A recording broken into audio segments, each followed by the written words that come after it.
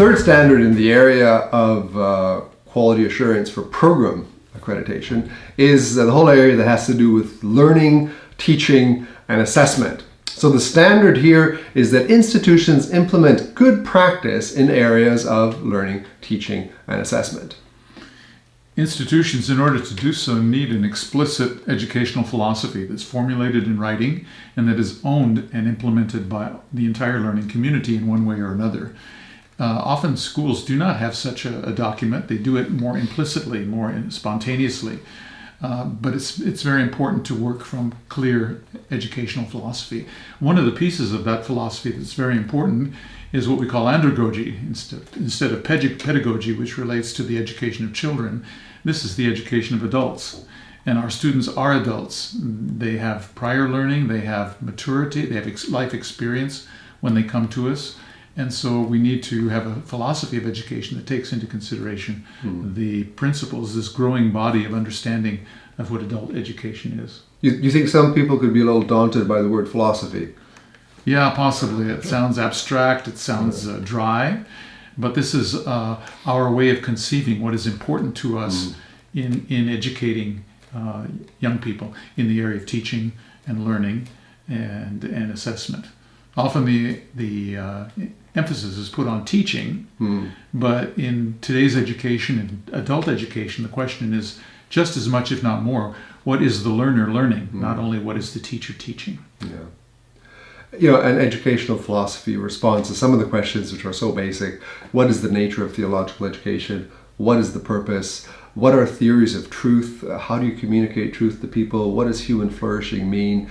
How do people learn? So just some very, very basic questions, and educational philosophy actually can provide some structures and some tools for us as theological educators. And I think that's where a lot of the challenge lies as well, for us not to just passively absorb learning philosophies, but to think them through theologically. So for example, we had a bit of a discussion over one of the learning philosophies we actually found in one of the documents we were looking at, which was about student-centered learning. Which is a very important, I think, conversation that we need to have as theologians. But it is philosophically freighted, and there is the need for a theological reflection on educational philosophy as well as on andragogy and pedagogy. So what we're trying to encourage with this particular standard is that schools actually think through the learning, the teaching, and the assessment sort of meta frameworks before they get into the nuts and bolts of doing it. Now, of course, there's a lot of nuts and bolts as well, and so we talked about in this standard about things like course design and delivery. How do you design courses within a program? And often that's sensitive to the nature of delivery. If you're going to have a full-time residential on-campus undergraduate program, obviously the way you're going to deliver it is will be through lectures and seminar groups, and there's all sorts of things you can do. But clearly, if you have perhaps a master level program that's delivered on a research base, and students aren't on campus but they're coming in for intensives, obviously you're going to design that program in a very different way. So what the standard is actually calling schools to do is to think of the design of the program and then work backward to what is the most efficient delivery for that particular program. We are theological educators, and that means that we are both theologians and we're educators, or at least that's what it should mean. But most of the time we have been strong in the area of theology, perhaps not so strong in the educational sciences. Someone once said that theological education is like Christian Science. Christian Science is neither Christian nor is it science. I think you said that.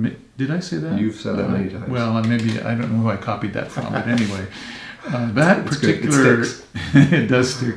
That particular aphorism tells us that we need to both be theological, that's at the heart of what we do, but also educational, because we're about educating students, training students and their learning. Absolutely. So this standard of learning and teaching and assessment is really at the heart of what we're thinking through as educators. So we're proposing a number of different subpoints in this particular standard, issues of variety. We want school to encourage, the standard would like schools to be encouraged to think of variety in the teaching and learning approaches, again, measured to the learning outcomes related to the delivery and design of the particular programs.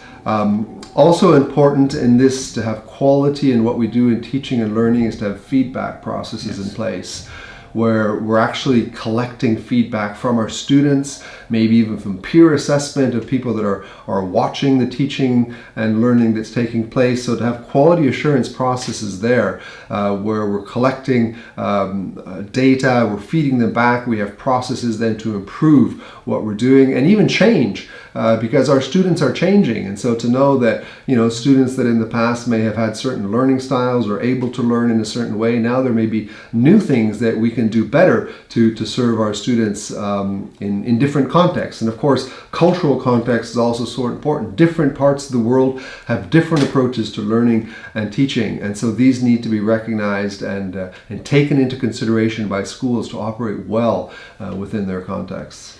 To truly assess the effectiveness of our schools, because we can think that we're effective. We will, as leaders of schools, we will have a tendency to want to think that we are effective. But are we really? The only way we can really answer that question is not only within the institution and within the learning community, by going outside the learning community into the stakeholder community. So here we're asking our graduates, we're asking pastors and leaders of churches, we're asking ministry organizational leaders, and we're asking even people in the civil community about the effectiveness of our graduates. How does their effectiveness transform their churches and ministries? How does the effectiveness of those churches and ministries transform the civil community in which they are? If we're asking those hard questions and going out to get the hard data, which is a bit complicated, I agree, then we will be feeding that back into our teaching and learning, which will make a huge difference. Yeah. Assessment is the other really important part of this standard. So students learn, we teach. Assessment is so important. And so there's quality principles around the area of assessment that, for example, it needs to be clear. Students need to know how they will be assessed. There need to be clear marking guidelines that faculty also know that they use consistently. There needs to be feedback processes to the students.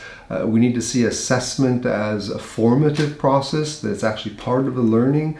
So to be able to monitor how the assessment is actually helping the student grow and improve. And clearly assessments that need to be linked, as we said in the curriculum development standard, they need to be linked to the learning outcomes. So it's the learning outcomes that at the end of a course you assess to see if the student has actually achieved those outcomes. So this is standard 3 in program development, learning, teaching, and assessment.